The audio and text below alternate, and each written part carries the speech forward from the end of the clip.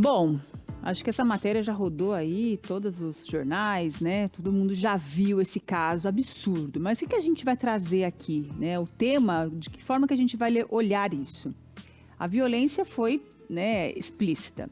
E aí a gente convidou a Fernanda Passarelli, que é psicopedagoga, para entender o que leva, né, adolescentes como esse fazer uma atitude como essa. O que essa agressão ao animal sinaliza em relação a esses adolescentes?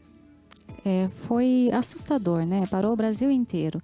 Acho que revela o quanto os nossos adolescentes estão adoecendo, né? Eu acho que a gente tem que dar uma atenção especial para a formação dos meninos.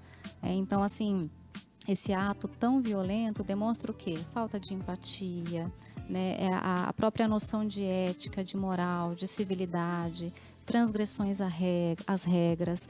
Então, é um olhar atento que toda a sociedade precisa ter para a formação dos meninos. Através dessa atitude aí, então, é um alerta para os pais, vamos dizer assim, para olhar para os adolescentes que tem dentro de casa. Exatamente. Isso começa na infância, né, Maica? Eu acho que algo que é muito importante a gente olhar é para a formação dos meninos. Pai e mãe, olhem para a formação dos seus filhos. Que adulto que vocês querem formar para esse mundo, né?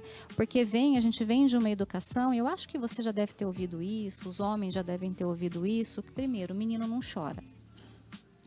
Ou quando ele está chorando, engole esse choro porque você é homem. Mostre a sua força. Você está parecendo uma menininha. Gente, são frases tão violentas que tira toda a condição de alfabetizar emocionalmente os meninos. Então, assim, como que eles crescem num ambiente, né, que pode tudo, que a agressividade é um modelo de resolver problemas, que eu nunca vou ser impune, né? Então, isso vem de um contexto familiar muito importante. E qual que é o papel da família, Fer, assim, na construção, né, dos limites emocionais e também éticos? Porque a gente passa a analisar quais são os princípios dessa família dentro, né? Como que esse jovem transita dentro da família? Será que, como você disse, não tem limite? Não sabe o não conhece essa palavra não? A falta de empatia? Qual é o papel da família? A família tem um papel essencial, é o primeiro núcleo social de uma criança, né? E isso começa lá na base, na infância, né? Então é ali, naquele meio, que a família vai ensinar o quê? A empatia, o respeito ao próximo, né? A moralidade, a civilidade, a ética.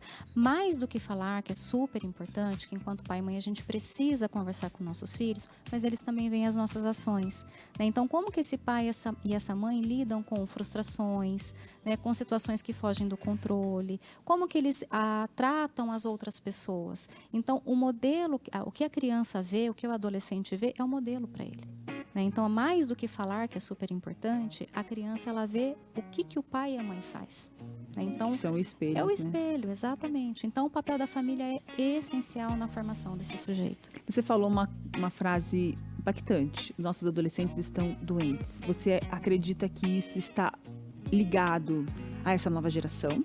Quando a gente conversou também com um professor e doutor em educação, ele falou que as gerações tinham uma mudança de décadas, de uma década para outra. E hoje a mudança de comportamento dessas gerações acontece assim em anos, tipo 2, 3, 4 anos, né? De onde vem toda essa transformação da sociedade e principalmente dos jovens dessa geração? A gente fala de uma mudança, de um contexto social significativo pós-pandemia. As coisas já não estavam tão boas assim. Pós-pandemia, tudo se intensificou, né? Isso já tem dados, pesquisas dizendo.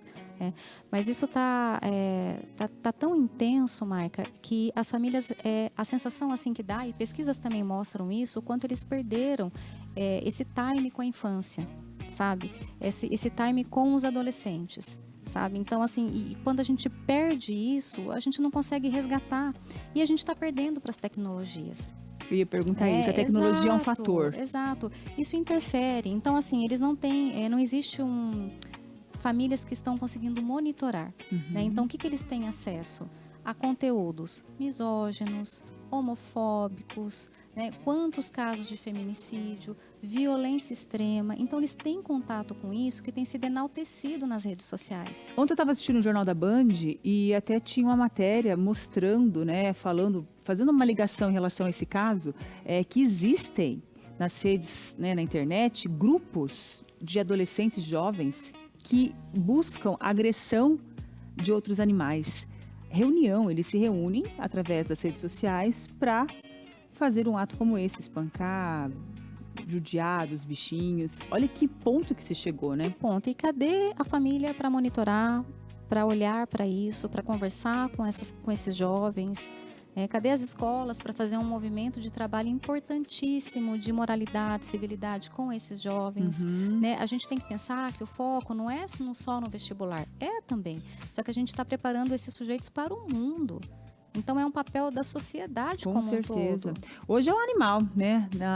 Pode ser futuramente uma mulher, né? Um outro caso também de um rapaz, de um jovem que espancou o outro menino. Eu não li direito, só vi a manchete ali. Ele faz parte de um time de kart ou de automobilismo. Ele foi expulso desse time por conta dessa briga, onde ele até deu um depoimento ontem nas redes sociais falando que ele não queria que chegasse nesse ponto de espancamento e o menino ir para a UTI, né? Um jovem, um adolescente, mas teve ali aquele impulso, né? Esse sinal de agressividade, de violência, sem pensar que você pode matar o próximo, matar a pessoa, né? Tanta raiva. Tanta raiva. Eles tanto contato com a raiva, né? Explode e acaba realmente machucando. Mas vem de tudo isso, esse contexto familiar, esse contexto social, essa liberdade que eles têm de acessar todo quanto é tipo de conteúdo. E adolescente, gente, precisa de orientação, precisa ser ouvido, precisa dialogar.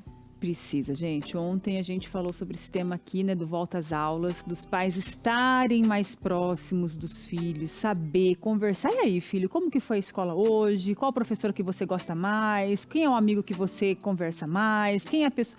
Conversa, né? E fique monitorando a rede social, esses jogos de violência também, jogos que eles ficam matando um ou outro, isso aí tudo só traz sinais, né, agregam, né, nesse ato de violência do ser humano, né, enfim. O nosso cérebro, ele é formado por esse contexto que a gente vive, né, o meio ambiente, ele modifica, né, essas relações do meio ambiente modificam a formação do nosso cérebro.